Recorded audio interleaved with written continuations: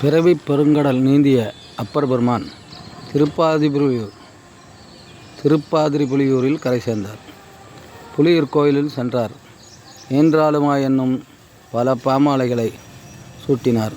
அப்போது அவருக்கு திருவதிகை வீராட்டனத்தின் மீது காதல் பொங்கியது. புலியூர் விடுத்து திருமானிக்குழி, திருத்திணை போன்ற நகரங்களில் உள்ள கோயில்களில் எல்லாம் தொழுதுவிட்டு திருவதிகை வந்தார்.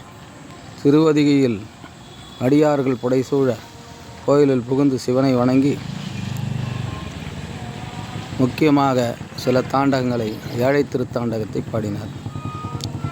பெரிவிரவு கூவிலனல் தொங்கலானை, வீரட்டத்தானை, வெள்ளேற்றினானை, பொறி அரபினானை, புல்லூர்தியானை, பொன்னிறத்தினானை, புகழ்தக்கானை, அரிதற்கரிய சீரம்மான் தன்னை, அதி அறைய மங்கை அமர்ந்தான் தன்னை, எரிகடிலத்தானை, இறைவன் தன்னை, ஏழையேன் நான் பண்டிகழ்ந்தவாறே.